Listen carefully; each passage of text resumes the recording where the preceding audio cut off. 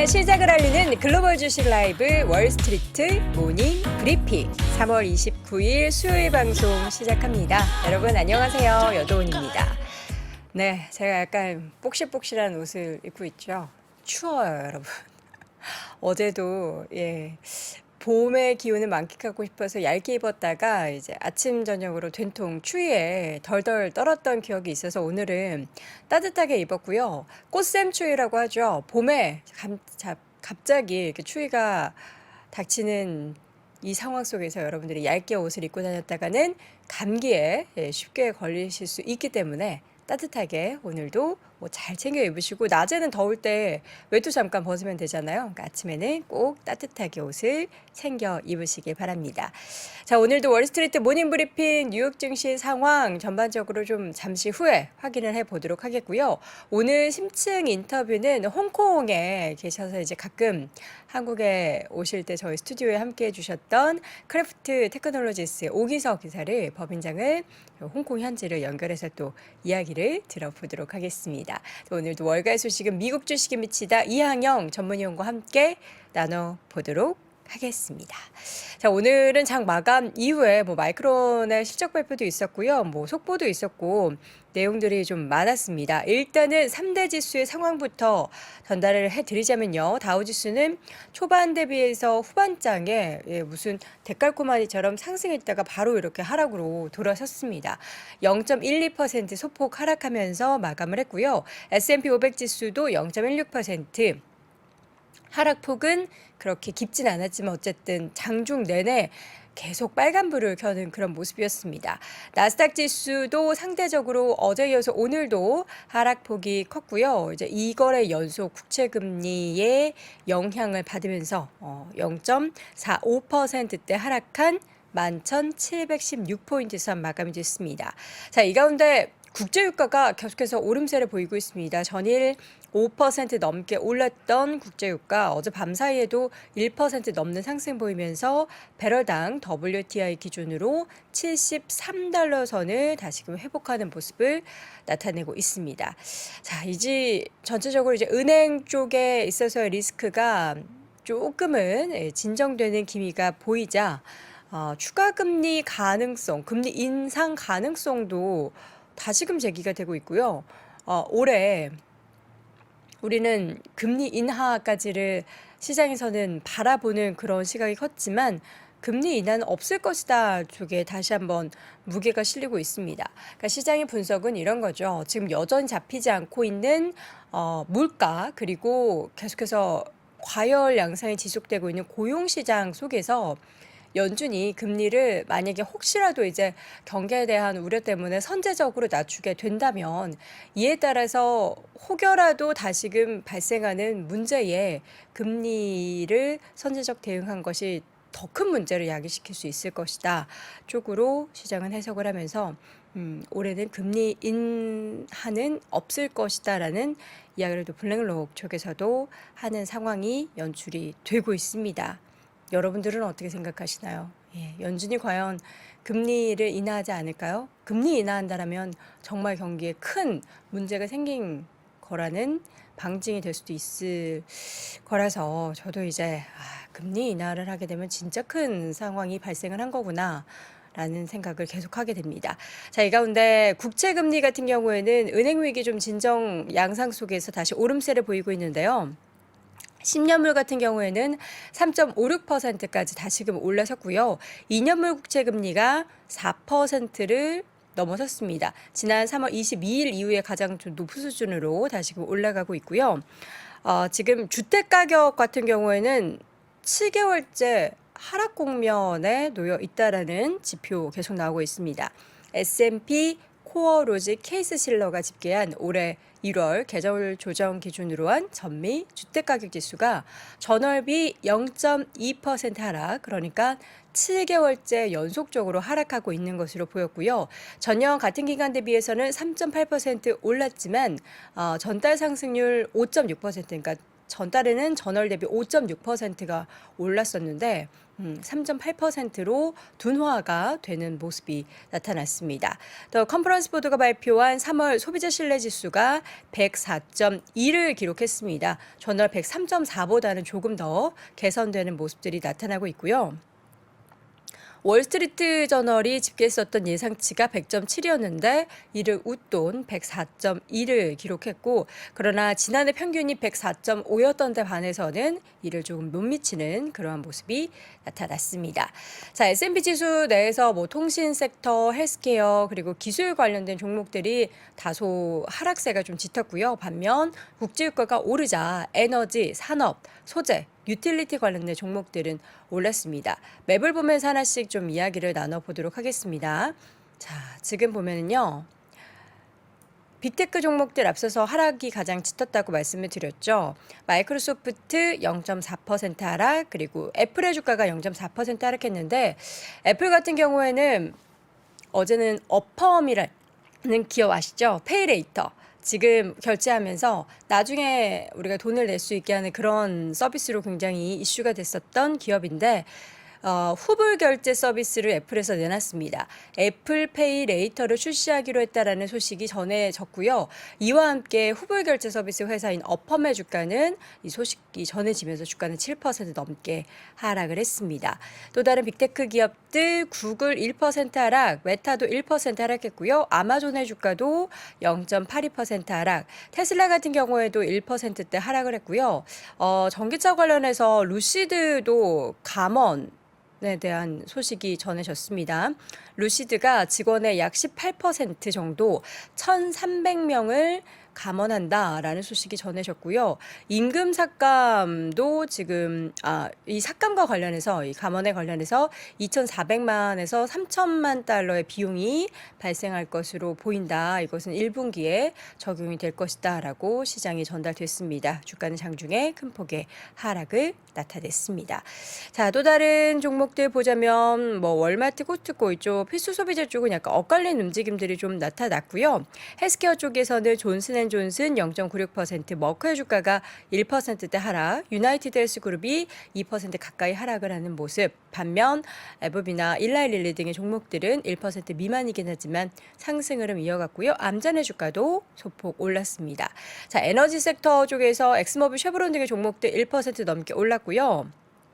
옥시덴탈 페트롤리움이 저한테 지금 제 얼굴에 가려졌는데 여기 있습니다. 제 얼굴 바로 뒤에 있는데 4.29% 올랐습니다. 옥시덴탈 페트롤리움 같은 경우에는 계속해서 워런 버핏의 버크셔 회사에 의해서 지분을 더 사고 있습니다. 지금 옥시덴탈 페트롤리움에 대한 지분 매입 소식이 전해진 가운데 주가는 상승 흐름을 보였고요. 지금 금융 쪽에서는 어제는 좀 혼조를 보였는데 대체적으로 좀 빨간불 쪽이 많이 보이죠. 아메리칸 익스프레스의 주가 2% 하락, 그리고 뱅크 오브 아메리카도 1%대 하락. 반면 JP모건이나 시티그룹 등의 종목들은 소폭 오름세, 버커셔 해서웨이도 강보합권 정도에서 마감이 됐습니다. 개별적인 종목들 중에서는 오늘 실적 발표하는 기업들의 움직임 봐야 되는데, 그중에서 저기 위에 지금 반도체 쪽에 엔비디아 주가 0.4% 하락, 그리고 퀄컴, AMD 좀 빨간불이 1에서 2% 정도 나오고 있고, MU 보이시죠? 마이크론 테크놀로지의 주가도 장중에는 소폭 하락했어요. 근데 이제 장 마감 이후에 실적 발표하고 나서는 바로 한 2% 정도 올랐다가 다시금 지금은 1% 정도 하락을 하고 있습니다. 장 마감 이후 실적 발표했습니다. 매출은 40억 8,500만 달러를 기록했고 예상치였던 37억 3,580만 달러를 상회했고요. 그러나 이제 주당 순손실이 예상치가 0.79달러였는데 1.91달러로 예상보다는 조금 더 큰 주당 순손실을 기록을 했습니다. 예상치를 웃돈 매출 덕분에 좀 초반에는 상승했는데 지금은 하락 전환한 모습이 나타난 상황이고요. 컨퍼런스 콜 지금 서한 내용을 먼저 보면은 도전적인 시장 환경에서 가이던스 범위 안에서의 매출을 달성했다라고 이야기하면서 고객사들의 재고가 현재 개선되고 있고 업계의 수급 균형이 점진적으로 개선될 것으로 전망되는 상황 속에서 앞으로 AI 확장이 마이크론에 있어서의 수요 증대의 모멘텀이 될 것이다라고 이야기를 했습니다. 이와 함께 좀 기대감을 갖는 그런 상황들이 연출이 되긴 했었는데 다시금 1%대 하락으로 지금 기록이 되고 있는 상황입니다. 장 마감 이후에 룰루레몬도 실적 발표를 했는데요. 그동안 룰루레몬이 약간 수요가 좀 부진하다라는 소식이 전해지면서 주가도 힘을 못 냈는데 지금 애프터마켓에서 룰루레몬의 주가는 급등세를 보이고 있습니다. 현재 구간 12% 넘게 급등을 보이고 있는데요.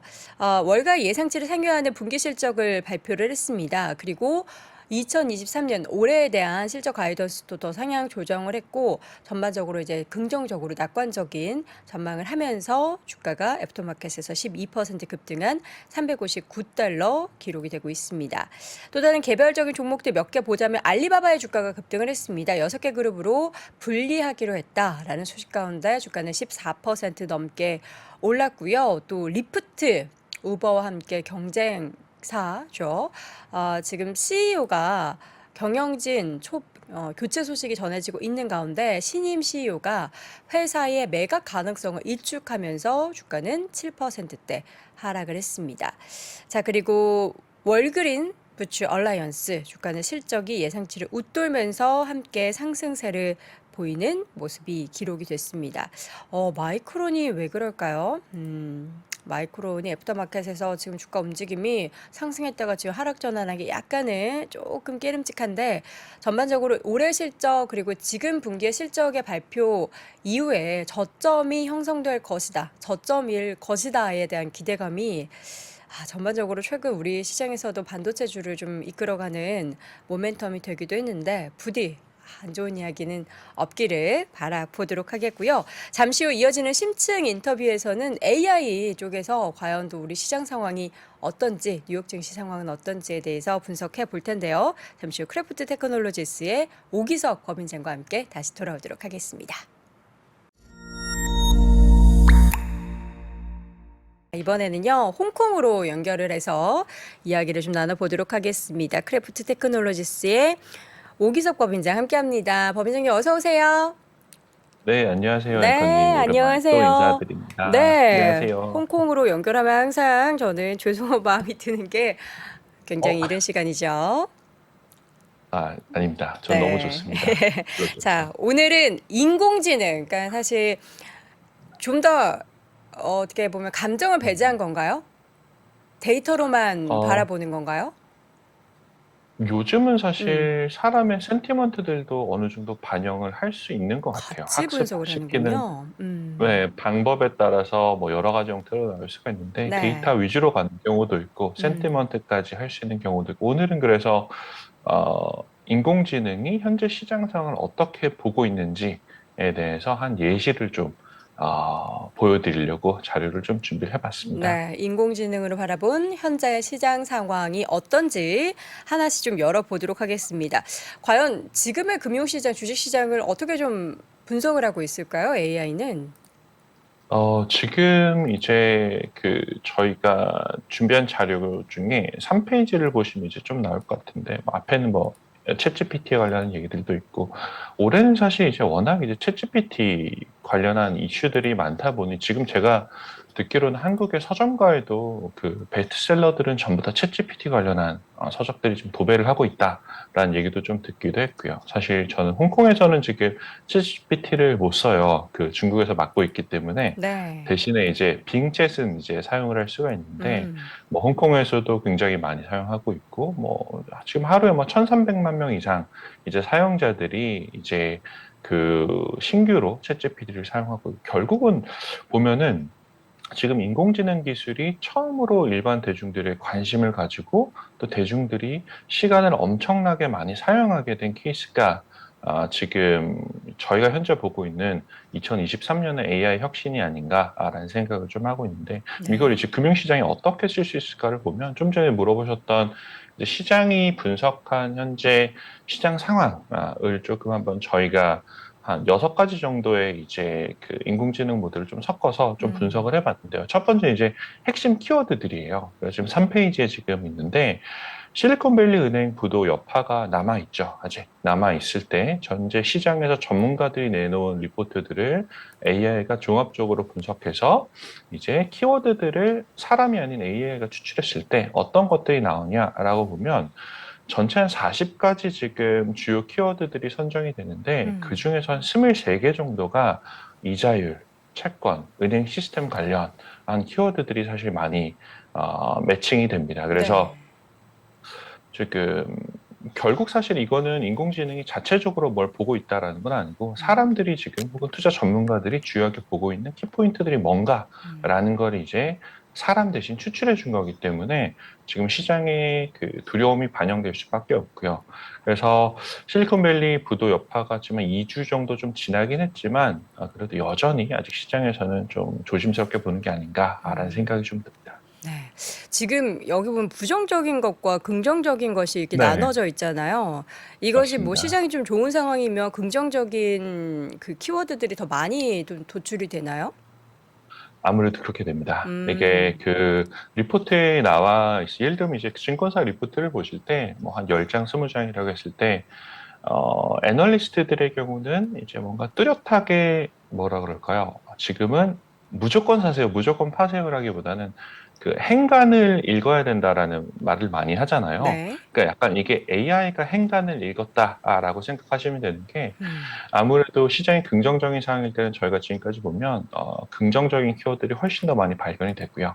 지금 같은 경우는 한 반반 정도 되죠. 사실 2주 전에는 부정적인 키워드들이 거의 절대 다수였어요. 근데 그거랑 음. 비교해 보면 지금 시장에서는 부정적인 키워드가 여전히 존재는 하지만 약간은 그래도 좀 낙관론도 어느 정도 살아나는 게 아닌가 그렇게 좀 평가해 볼 수 있을 것 네. 같습니다.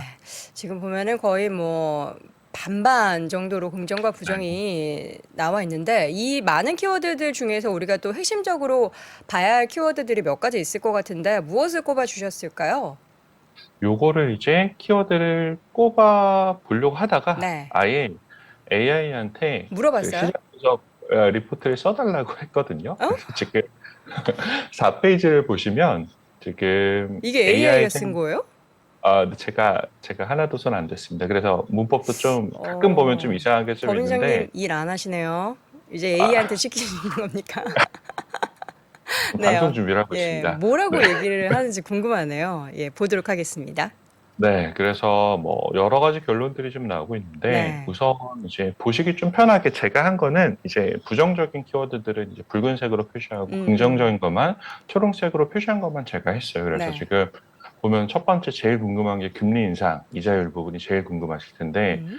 이제 보면은 이제 뭐 일반적인 얘기긴 합니다. 그래서 이자율이 상승하게 되면 대출 비용이 증가하고 뭐 경제적인 혹은 금융적인 피해가 일어날 수 있다라는 것. 교과서적이네요. 교과서적이에요. 네. 두 번째는 인플레이션이긴 한데 인플레이션 같은 경우는 일부 기업들에 대해서는 현재 그러니까 인플레이션이 현재보다 혹은 뭐 상당히 좀 높게 유지될 가능성이 있다라는 그런 음. 우려를 가지고 네. 있다라는 것들.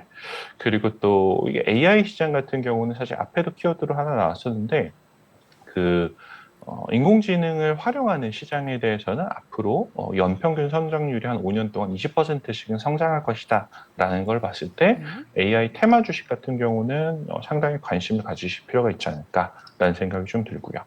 또 유럽은행들 같은 경우는 최근 들어서 이제 성과가 좀 잘 나오고 있는데 이런 측면에서도 좀 한번 잘 볼 필요가 있지 않나라는 생각이 한번 해볼 수 있을 것 같습니다. 네. 이게 첫 장이고 두 번째 장도 음. 있어요. 두 번째 장은 이제 이머징 마켓에 대한 이야기가 사실 올 연초부터 계속 나왔거든요. 그래서 이머징 마켓 같은 경우가 미국이 올해 불안한데 역설적으로 나머지 국가들은 상대적으로 나쁘지 않았던 것 같아요. 미국만큼은. 그래서 뭐 중국 포함한 신흥시장에 대한 선호가 나온다. 또 그리고 뭐 세 번째 같은 경우는 뭐 탄소 가격과 넷째로 이제 ESG 관련한 테마들이죠. 그래서 이쪽 같은 경우는 정책적인 드라이브에서 걸릴 가능성이 있다라는 걸 현재 지금 평가를 하고 있고요. 또 이제 뭐 금융 안정성, 은행 부실은 뒤에 다시 좀 얘기하고, 저는 사실 여기서 봤을 때 제일 제가 보고는 반가웠던 키워드 중에 하나가 기업 이익이었어요. 그러네요. 네, 기업 이익이 사실 작년 말만 해도 뭐 어닝 리세션, 이익 악화가 음. 된다라는 것들이 나왔는데 AI가 여러 가지 리포트들을 다 종합해서 이제 요약해 보니까 이제 여전히 뭐 세계 경제가 회복된다고 단언하기 힘들지만 기업 이익이 당시 이제 상승하기 시작할 것으로 보고 있다라는 것들은 이제 주식시장 투자하시는 분들한테는 이제 긍정적인 이제 그 키워드가 될 것 같아서 이 부분들을 한번 이제 음. 보시면 좋고 마지막 부분이 이제 요약이에요. 네. 총 요약인데 그래서 금리 인상, 인플레이션, 금융 안정성에는 좀 우려가 해야 되고 반대로 AI나 신흥시장, 뭐 탄소 감축 같은 측면에서는 낙관적인 시그널들이 나오고 있다라는 음. 식으로 싹 요약을 해줍니다. 네. 지금 보면은 어쨌든 부정적인 환경에 노출되어 있기는 하지만 향후에는 조금 우리가 낙관할 수 있는 긍정적인 부분의 변화도 있을 네, 것이다라는 뷰인 거잖아요. 맞습니다. 아, 맞습니다. 이대로 좀 흘러갔으면 네, 제발. 좋겠는데, 예, 제발 저도 그러 보기를 바라봅니다. 네. 은행권 관련한 리스크에 대해서는 뭐라고 분석을 좀 내놓고 있습니까? 은행권 관련한 리스크 분석에 대해서 저희가 그러니까 가지고 있는 시장 위험 예측 모델이 크게 보면 두 개인데 하나는 이제 개별 종목에 대한 리스크들이 음. 있고요. 두 번째로는 이제 그 시장에 대한 리스크가 있는데 개별 종목 리스크 모델은 저희가 그 완전히 출시가 안 돼서 오늘 말씀드리기 좀 힘들고 이게 그 전체 시장에 대한 리스크를 이제 판단하는 모델은 지금 6페이지에 이제 뱅크데믹이라고 제가 표현을 했는데 뱅크데믹이요? 네, 이게 음. 뭐 최근에 사실 제가 CNBC 방송에 지난주에 나갔거든요. 음. 그때 이제 팬데믹에 이어서 뱅크데믹이라는 표현을 사용하더라고요. 그래서 음. 받았던 질문을 이제 그대로 이제 제가 네, 여기다가 옮겨 적었는데 네. 뭐 저희 부메 쇼크 지수는 사실 예전에도 한번 말씀을 드리긴 했었어요. 네. 드리긴 했었는데 지금 뭐 빅스 지수하고 좀 비교를 해봤을 때 뭐 저희 인공지능 모델 같은 경우는 실리콘밸리 부도가 발생하기 2주 전부터 사실 선행적으로 좀 먼저 올라오고 있었거든요. 음. 저희 지표도 그렇고 빅스도 올라가면 올라갈수록 안 좋은 상황이다라고 이제 생각하시면 되는데 그래도 재밌는 게 이번 주에는 뚝 떨어졌어요. 이번 주에는 상당히 올라갔다가 지금 67까지 올라갔다가 32까지 떨어졌거든요. 이게 0부터 100까지 움직이는 건데 네. 100에 가까우면 가까울수록 지금은 시장에 투자하면 안 되는 상황이다라는 시그널이고요. 내려오면 내려올수록 지금은 시장에 투자해도 괜찮다라는 그런 시그널인데 지금 올라갔다가 이번 주 들어서 훅 떨어졌기 때문에 뭔가 인공지능 모델이 시장의 위험에 대해서 최악의 상황은 좀 끝난 게 아닌가라는 음. 그런 시그널을 보내는 거라고 개인적으로 해석을 하고 있습니다. 네, 최악에서는 지금 벗어나고는 네. 있다. 그러면은 우리가 SVB 사태로 빚어진 이러한 좀 부정적인 환경에서 계속해서 지금 빠져나가고 있다로 보면 되는 거죠. 뭐 남아있는 게 네. 분명히 있긴 하겠지만 그래도 또 뭔가 마무리 수순이라고 볼 수 있는 건가요? 저는 뭐 이거는 이제 오늘 준비한 자료랑 별도로 네. 개인적인 얘기 좀 드리면 마무리 수순에 저는 어느 정도 들어가고 있다라고 보는 게 우선은 첫 번째로는 이제 글로벌 금융위기, 그러니까 2008년, 9년에 있었던 금융위기 이후로 그 미국을 비롯한 글로벌 금융기관들의 뭐 자본 건전성에 대한 규제가 굉장히 타이트해졌었어요. 그래서 그렇기 때문에 그때와 비슷한 수준으로 무분별한 투자는 어차피 불가능했던 상황이거든요. 은행들이.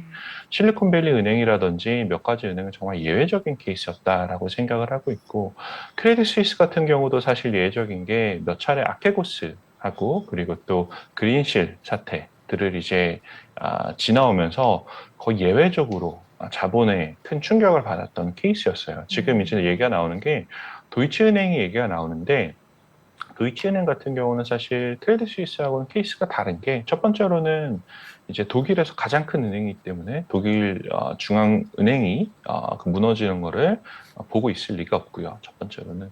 두 번째로는 건전성 자체가 물론 한 5년 전엔 정말 안 좋았었어요. 도이치은행. 그때는 무너진다 만다 얘기했었는데 지금은 상당히 많이 건전하게 회복됐기 때문에 하나의 그냥 이벤트 정도로 저는 생각을 하고 있습니다. 네.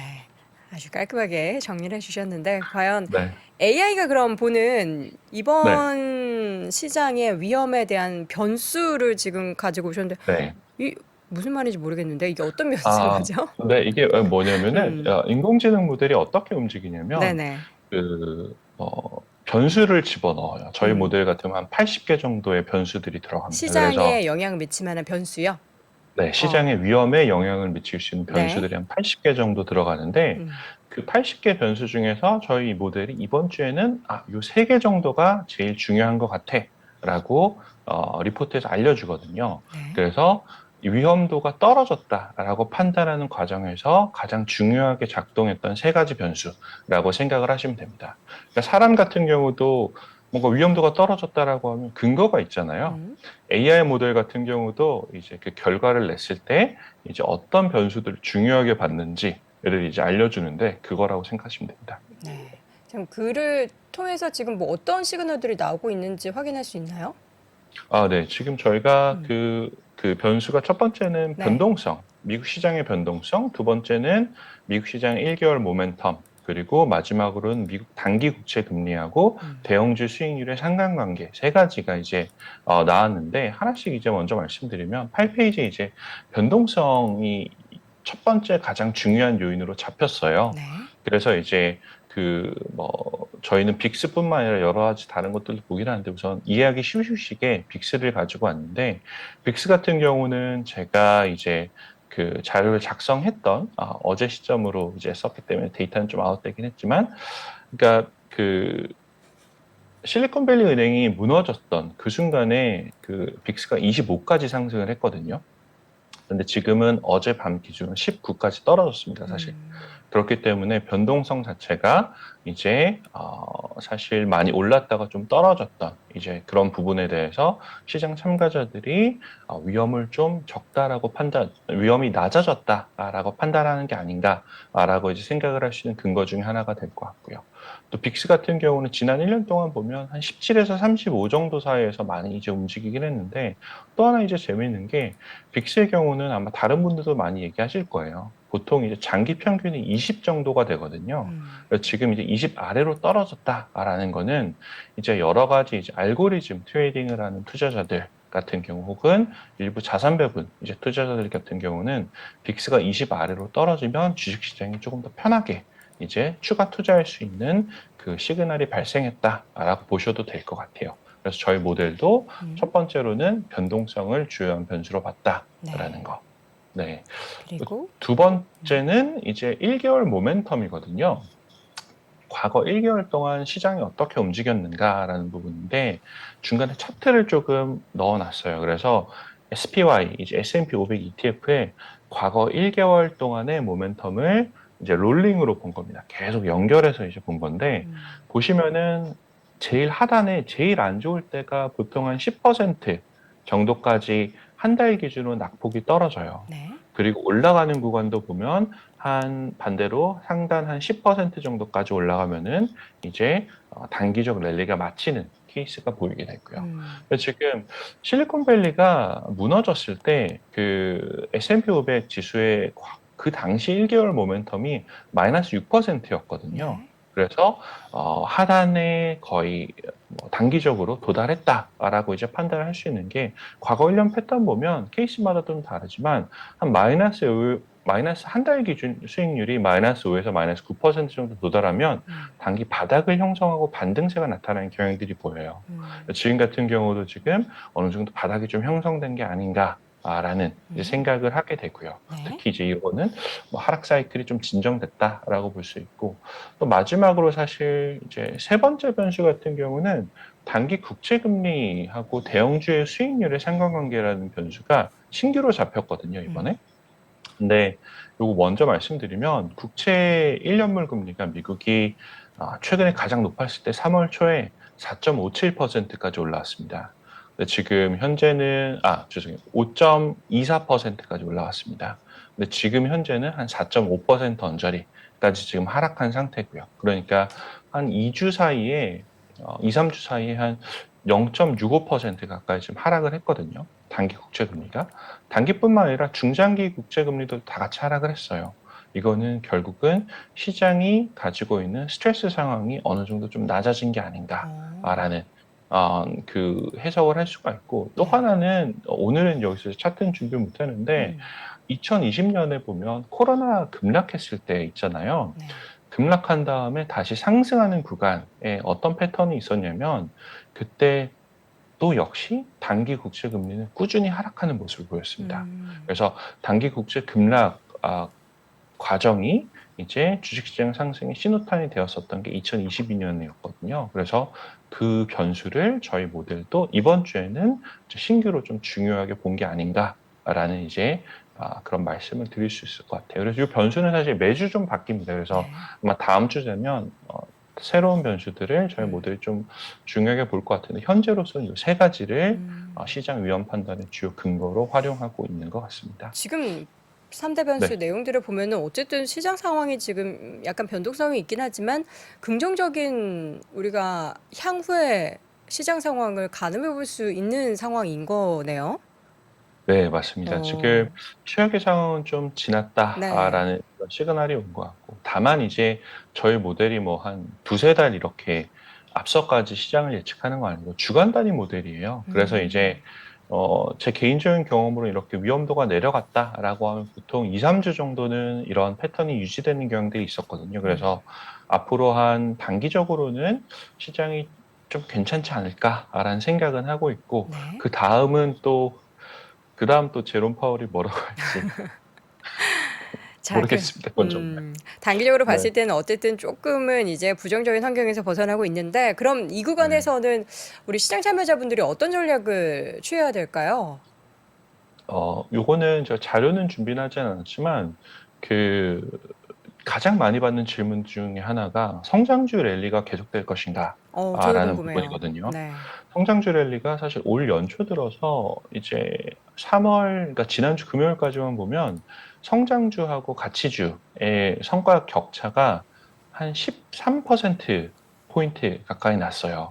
성장주가 이렇게 쫙 올라가는 가운데 가치주가 떨어지고 있는 이런 모습을 보이고 있거든요. 그래서 이런 랠리 같은 경우는 저는 2분기에는 지속될 가능성이 있다라고 개인적으로는 생각을 하는 게, 아까 앞서서도 좀 앵커님께서 말씀해 주셨지만 기준금리 인하 같은 경우 지금 요즘 이제 많이 이제 저도 개인적으로 보는 것 중에 하나가 CME 페드와치라고 이제 그 기준금리 전망에 대한 투자자들의 베팅을 보여주는 그 CME 페드와치가 있는데, 네. 거의 매일 춤을 추듯이 바뀌긴 합니다. 그 전망치가. 뭐 오늘의 전망치하고 어제의 전망치하고 전혀 다른 그런 모습들이 계속 나오고 있는데, 어쨌든 현재로서는 올해 7월 정도쯤 들어가면 금리 인하가 일어날 수 있지 않을까라는 생각을 하는 것 같아요. 하는 것 같고, 그리고 그런 상황이 된다. 혹은 이제 그 시장의 유동성이 다시 공급이 되는 상황이 온다라고 하면, 이제 그 기술주에 대해서는 워낙 작년에 많이 빠졌기 때문에 다시 저가 매수에 대한 수요가 있지 않을까라는 생각은 하게 될 것 같고요. 대신 이제 반대로 은행주 안에서도 지방은행 같은 경우는 물론 지금 사태가 뭐 어느 정도는 막아졌다라고 생각은 하고 있지만, 그 이번 실리콘밸리 사태를 겪었듯이 뭐 요새 다 온라인 뱅킹 가능하고 모바일 뱅킹 가능한 시대다 보니까 계좌 입출금이 워낙 자유로운 시대가 되거든요. 그쵸. 그러다 보니 아무래도 이제 미국에 있는 굉장히 많은 지방은행들 같은 경우는 이제 그 자금 유출이 조금이라도 좀 안 좋은 시간에 나올 가능성이 커진다라고 이제 생각을 하고 있고, 그렇게 네. 되면 지방은행 같은 경우는 이제 1분기 특히 이제 3월에 그 가장 성과가 안 좋았던 섹터긴 했지만 다음 달도 비슷하지 않을까라는 생각을 하고 있습니다. 네. 알겠습니다.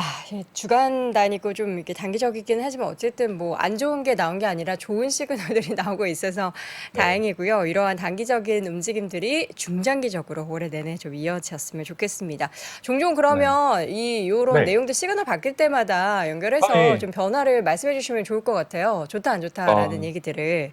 알겠습니다. 그래 주실 거죠? 가능하면 좋을 때만 나오고 싶은데 네, 안 좋을 때도 확인해 주셔야죠. 네, 앞으로 네, 안 좋을 기대해 때도 확인하도록 하겠습니다. 알겠습니다. 지금까지 네. 심층 인터뷰 크래프트 테크놀로지스의 오기석 법인장 함께했습니다. 고맙습니다.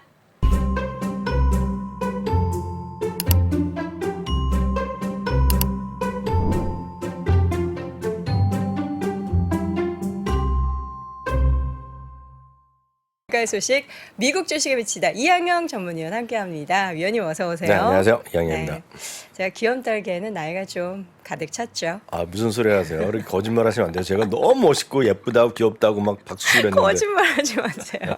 그만하라고 절 뜯어 말리셨으면서 자 시장 분위기는 좀 뭐 약세라고는 하지만 좀 소폭 약보합권 요 정도면은 좀 그냥 시장의 방향성을 탐색하고 있다 정도로 해석해도 되겠죠. 뭐 그 정도 보면 되겠죠. 그리고 전체적으로 보면 오늘의 하락폭을 상당폭 또 만회하면서 좀 만회하는 쪽으로 가면서 끝났기 때문에 분위기가 아주 나쁘진 않습니다. 다만 전체적인 분위기는 약간 지금 좀 쉬고 있는 이번 주 들어서 쉬고 있는 거는 분명하죠. 여하튼 3대 지수가 이틀째 좀 하락하는 모습을 보여줬고요. 특히 이제 유가가 좀 반등하는 모습이 좀 보여주는 모습입니다. 그리고 금리가 좀 빠른 속도로 다시 회복하면서 3.5% 이게 언제까지 올라갈지 모르겠지만 진짜적으로 금리가 약간 올라가는 그 정도이기 때문에요. 그렇다고 계속 뭐 4%, 5% 가지는 않을 것 같은데 그런 흐름이 계속 이어지고 있습니다. 여하튼 섹터별로 보면 에너지가 좀 강했고요. 그리고 소재 산업 정도가 강했습니다. 부동산은 오늘 부동산은 전체적으로 차가 아주 재미없는 흐름. 혹시 기억하시겠지만 제가 보스턴 프로퍼티 얘기하고 지금 미국에서의 흐름에서 소위 그 하이브리드 워킹이 대세가 되면서 사람들이 공실이 계속 줄어들지 않고 있다. 공실 50% 얘기 많이 나왔잖아요. 그러면서 요즘 보면 그 리츠가 안 좋은 것 중에 특히 상업용 리츠에 대한 경고가 많이 나오고 있거든요. 다시 한번 말씀드리면 리츠는 그 안에 중분류, 소분류 하는데 크게 보면 상업용이 있고 주거용이 있고요. 그 외에도 있지만 실제로 보면 상업용 쪽이 진짜 좀 좋지 않다는 걸 좀 염두에 두셔야 되겠고 그래서 리츠의 대표적인 ETF가 VNQ 같은 게 있어요. 그건 전체적으로 아우르는 건데 XLR이도 있는데 리츠는 좀 섹터를 좀 보시면서 해야 되고 리츠 전반적인 그림은 지금 좋지 않다. 많이 떨어져 있다라는 거 염두에 두시면서 참고하시면 좋을 것 같습니다. 기회 되면 또 나중에 그것도 말씀드리겠고요. 10년물 금리는 이렇게 3.57% 정도까지 좀 올라가는 그런 모습입니다. 그렇지만 이게 엄청 올라가거나 그러지는 않을 것 같으나 일단은 워낙 급락한 거에 대한 반등이 좀 있다라고 보셔야 되겠습니다. 유가는 하여튼 어제랑 똑같은 논리인 것 같아요. 조금 더 올라왔어요. 그렇지만 크게 뭐 더 많이 오른 건 아닌데 어저께나 오른 거가 상승폭이 반등폭이 6개월 만에 최대가 나온 것이 어저께였거든요. 그러니까 그 정도라고 일단 이해하시면 되겠습니다. 미국 달러는 여전히 혼조세가 보이겠습니다. 그래서 우리나라도 뭐 1290원, 80원 그 정도 레벨 아닌가로 보고 있는데요. 지나가다 이렇게 티커 보니까 그 정도 나오더라고요. 우리나라 원 달러 원이요. 그 정도의 흐름이 계속 이어지고 있는데요. 여하튼 달러가 이렇게 내려가는 거는 모두에게 또 반대로 행복이다라고 보셔야 되겠습니다. 그래서 다만 이게 어느 정도까지 내려갈지 많은 분들이 이제는 또 1,200원 이하를 원하시는데 뭐 그렇게 가면 진짜 좋겠으나 이렇게 그 시장 상황은 그렇게 녹록하지는 않을 거다 이렇게 말씀드립니다. 여하튼 지금 미국 달러는 힘이 좀 꺾여 있다라는 것 그리고 꺾여 있다는 것 자체는 여하튼 1분기, 2분기 실적 갈수록 미국 기업에는 도움이 될 것이다 라는 생각을 좀 하고 있습니다. 특징적인 기업 어제 말씀해 주셨던 금값 잠깐 볼까요? 금값은 지나가죠 뭐. 우리도 은이 중요하니까요. 여도우님은 은이 중요하니까 금값 넘어가는. 금값이 어떤 2,000달러 밑에서 또 며칠째 가고 있습니다. 그 정도 일단 느낌 보시면 되겠습니다. 다든 레스토랑 어저께 잠깐 소개해 주셨는데. 그래서 오늘 추가적으로 좀 설명드린다 그랬잖아요. 어디로 사람들이 진짜 소비를 하냐 이렇게 말씀드렸는데 여하튼 다든 레스토랑은 이거는 이제 우리나라에 제가 알기엔 수많은 브랜드 중에 우리나라에 들어오는 건 없는 걸 알고 있어요. 제가 아는 한은요. 그렇지만 모르죠. 또 제가 뭐 다 세상 일을 알 수는 없으니까 수많은 브랜드가 있는데 여하튼 다든 레스토랑은 지금 52주 최고가는 물론이고요. 지금 사상 최고가에 또 바짝 다가서 있습니다. 그래서 얼마 안 남았습니다. 지금 이게요. 사상 최고가가 하는 게요. 이 브랜드를 갖고 있어요. 그래서 제가 가본 거는 올리브 가든과 레드 레스토랑 가봤고 나머지는 제가 잘 모르는데요. 지금 이 안에서도 제일 잘 나가는 거가 요겁니다. 에디라는 데가 있잖아요. 에디 비스, 뭐 프라임 시푸드인데요. 시푸드 맛있겠네요. 네, 시푸드인데 이 안에서는 제일 비싼 라인이라고 하는데 이게 잘 되게요. 요 랍스터 이런 거 파는 거. 그렇다고 하기 저는 제가 안 가봐서 모르겠는데 이게 하여튼 프라임이 붙여갖고 이게 하여튼 제일 잘 나가는데 그게 뭐로 알 수 있냐면 다른 레스토랑 안에서도 네. 어디가 지금 전년 동기 늘어나는 건데 1월에는 모든 게 잘 나갔는데 2월은 딴 데는 약간 꺾였는데 요게 아주 잘 나가면서 걔네들 그 친구들이 얘기하는 거가 이제 일주일 됐거든. 20며칠 지난주에 그 실적 발표했는데요. 지금 여하튼 하이엔드 쪽에 잘 나가고 있다. 라는 얘기를 하고 있다라고 보셔야 되겠고요. 그게 이제 어저께 제가 보여드리려고 한다는 게 이거 보여드린다 그랬잖아요. 이거는 그 다른 레스토랑이 아니라 전체적으로 먹고 마시는 것 쪽에 사람들이 얼마나 많이 가고 있느냐는 겁니다. 지금요. 이게 전년 동기 대비 이게 계속 나오는 건데요. 이게 안 좋을 때도 있고 좋을 때도 있지만 1월, 2월에도 계속 늘어나고 있습니다. 딱 보시면요. 이건 엔터테인먼트 뭐 놀고 뭐 이런 거겠죠. 네. 그리고 패스트 캐주얼은 이제 그냥 그 레스토랑 그 간단한 그 레스토랑 되게 그런 거 되게 풀 서비스 레스토랑인데 전반적으로 하여튼 지금 다 살아 있다는 겁니다. 지금요. 올해 들어서도. 그래서 이게 잘 꺾이지 않는다는 게 키포인트입니다. 지금요. 그래서 많은 사람들이 소비나 이런 것들이 뭐 위축된다 하지만 미국의 계층별로 약간 다르겠지만 전반적으로 보면 이 시장이 좋다. 그리고 다른 레스토랑도 그 얘기를 한 거가 되겠고요. 그래서 이번에도 이 다른 레스토랑은 이익과 매출 전망을 상회했는데요. 지금 10번만 보였는데 10번 중에 한 번 빼놓고는 전부 다 이익을 상회하는 것이 나왔고요. 매출도 마찬가지. 이걸 20분기로 확대하면 17번인가 16번을 이익을 상회했어요. 네. 그래서 이 정도가 지금 이 회사의 가치다라고 보셔야 되겠습니다. 네. 그래서 최소 9곳의 목표 주가 상향을 했고요. 다만 이런 것들이 아쉬운 게 우리나라에 있는 브랜드라면 익숙하게 여러분들이 쉽게 손이 가는데 그쵸. 그게 쉽게 손이 안 가는 것도 현실이다. 현재 계신 분들은 이 다른 레스토랑 관련한 이 음식점 중에서 알고 계신 분들, 그러나 이게 다른 레스토랑에 속해 있는지 모르셨던 분들도 있으실 것 같아요. 그런 거는 꽤 많으시죠. 네. 왜냐하면 그 안에 보면 그 안에 브랜드를 얘기하는 거지. 어디 소속이라고. 우리나라도 보면 그 뭐 불고기집 뭐 이런 데 가보는데 그것도 무슨 우리나라에 엄청 유명한 그런 체인이라고 그러더라고요. 그런데 그런 것들을 저희도 모르잖아요. 네. 근데 그 안에 그걸 일하시는 분이나 관련된 분은 아시겠죠. 그래서 어제 한번 몇 달 전에 제가 수서에 불고기집을 갔거든요. 수서. 네, 어디 뭐 그 갔는데 거기 보니까 그 수많은 자기네 그 그룹의 브랜드가 다 있는데 한 20몇 개 있더만요. 그 브랜드가. 그러니까 그만큼 큰 것들이 많은데 우리나라도 많을 텐데 미국도 마찬가지일 거다. 이렇게 말씀드릴 수 있겠습니다. 알겠습니다.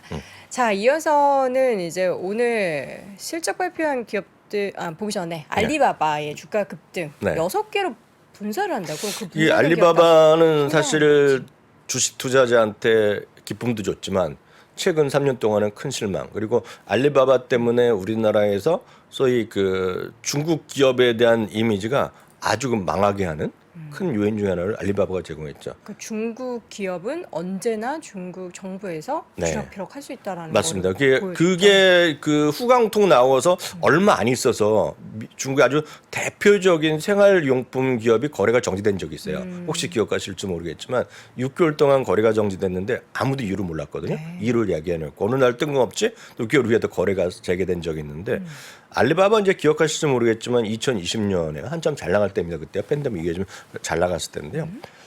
그때부터 주가는 70%가 떨어졌는데요. 70 몇 %가 떨어졌는데 그때 기억하실지 모르겠지만 마인 회장이죠. 잭마가 약간 오버를 했죠.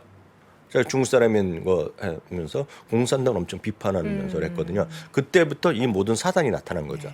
그리고 그때 2020년인가 말에 12월에 엔트 그룹이라고 해서요. 엔트 파이낸스가 홍콩에 상장하기 제 기억은 정확히 이틀 전에 상장이 무산됐어요. 그러고 나서 어찌됐건 외유를 계속 갖고 간혹 가다가 이제 뉴스나 이런 데서 마인 회장이 어디 있다. 그래서 뭐 그 경호원과 더불어서 뭐 수영관과 함께 일본에서 스시를 먹고 있다. 싱가포르에서 뭘 먹고 있다. 이런 게 가끔 뉴스에 나올 정도인데요. 어저께 이제 1년 만에 나타난 겁니다. 지금요.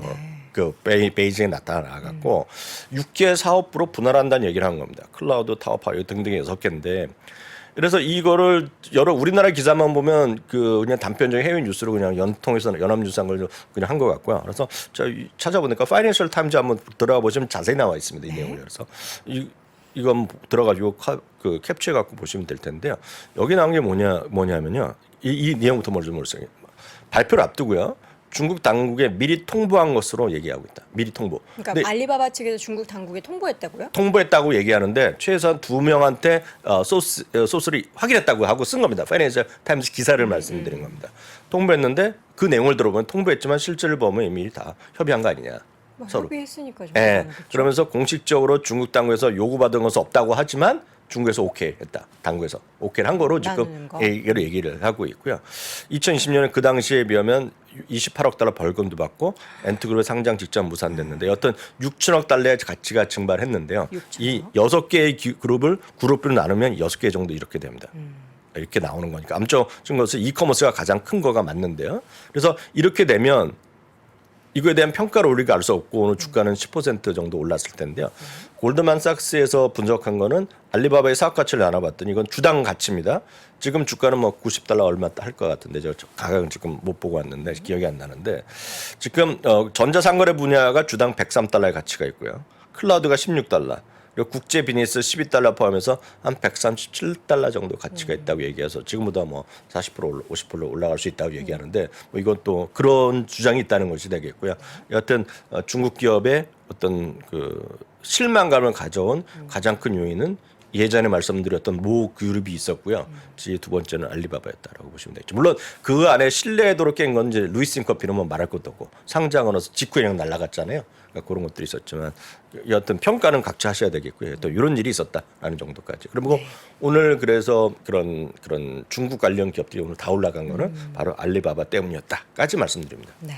자, 이어서는 애플의 그 페이레이터 서비스 출시 소식이 들리자 이 어펌의 주가가 크게 하락을 했잖아요. 어펌이란 건 우리나라로 보면 어찌 보면 당연한 거잖아요. 우리나라는 마트에서 3만 원 어치만 사더라도 할부 하실래요? 물어보죠. 이게 이제 당연한 거거든요. 그래서 우리나라는 제가 이제 가끔 사적으로 얘기할 때는 우리나라는 무이자 3개월의 나라라고 제가 얘기하거든요. 무이자 3개월의 나라가 거의 없는 거죠? 우리나라가 거의 유일한가요? 제가 다른 나라는 모르겠는데 미국이나 캐나다는 이런 개념이 없었죠. 호주도 없었고 이제 유럽까지는 유럽도 없었을 것 같고요.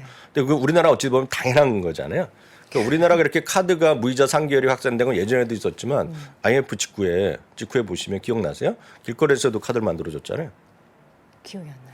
어려서 그런데요. 어렸을 그때 때라서. 보면 마트에 들어가면 마트에서 요즘은 입구에서 나오면 카드 만드세요 하고 네, 뭐 네, 해주는데 네. 예전은 그 마트 앞에서 카드를 만들어줬죠. 오. 그게 이제 우리나라가 카드 대란이 나오는 계기가 된 거거든요. IMF 직후에요. 근데 하여튼 우리나라는 그때부터 무이자 3개월 어찌 보면 당연한 건데 서양은 그런 게 없었고 서양은 그냥 기본적으로 보면 최소 그 결제를 하고 나머지는 롤오버 시키는 거죠.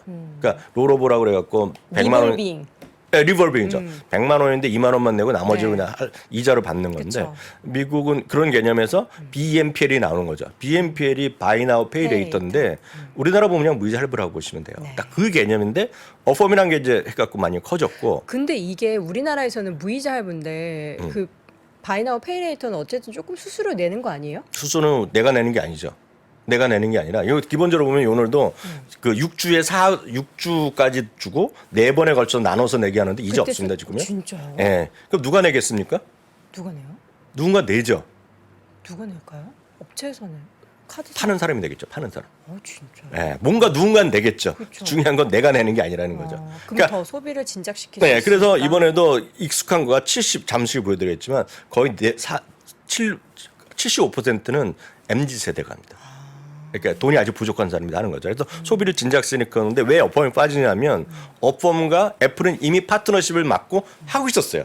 이미. 근데 이제 애플 형님이 내가 직접 할게 이 얘기를 한 겁니다 지금요.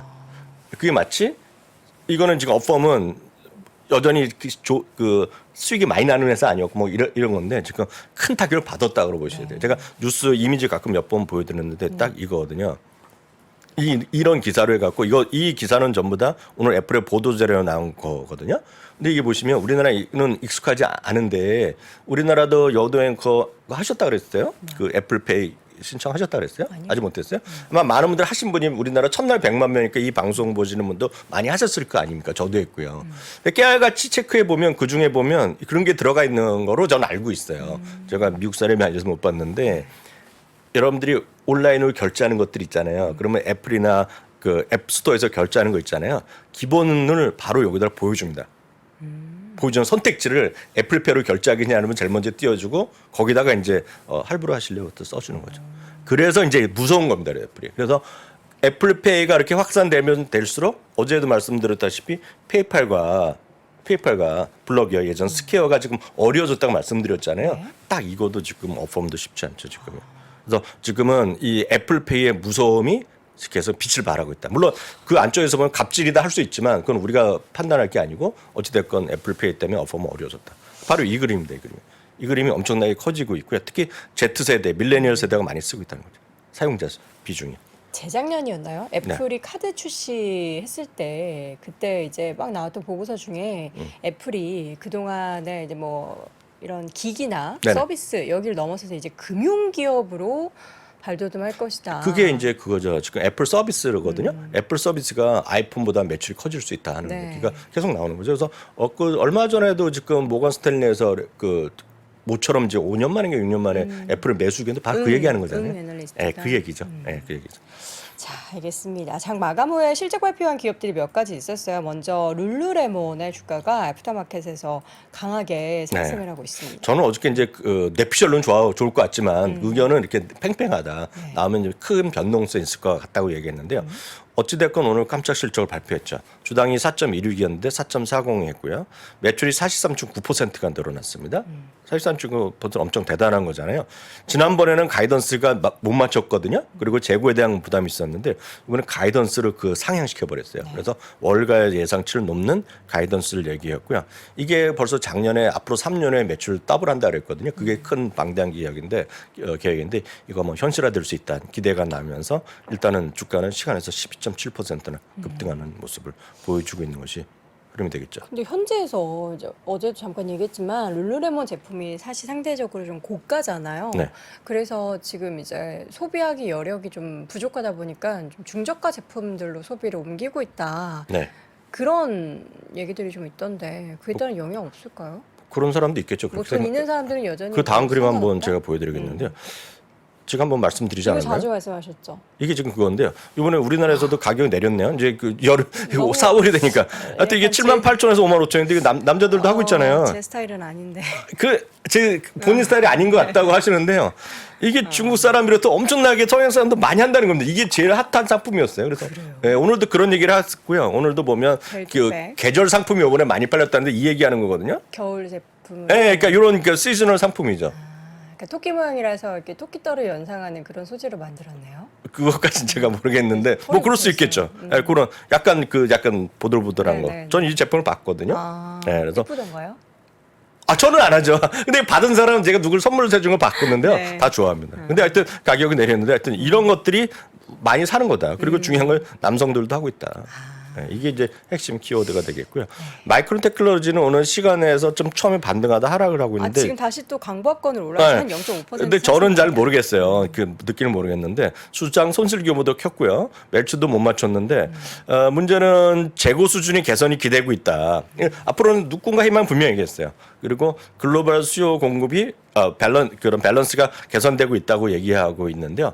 제가 봤을 때는 저는 뭐 마이크론 테크놀로지를 선호하지 않아서 그런지 모르겠지만 뭐 오늘 주가는 뭐 월가 평가를 내일 이 시간에 냉정히 전해드리는 거로 가름할 수밖에 없다. 이렇게 말씀드리고 싶네요. 또 오늘 밤에는 본장에서 또 마이크론 테크놀로지에 대한 이야기들이 어떻게 나오게 될지는 추후에 저희가 내일 이 시간에 또 함께 전달 드리도록 네. 하겠습니다.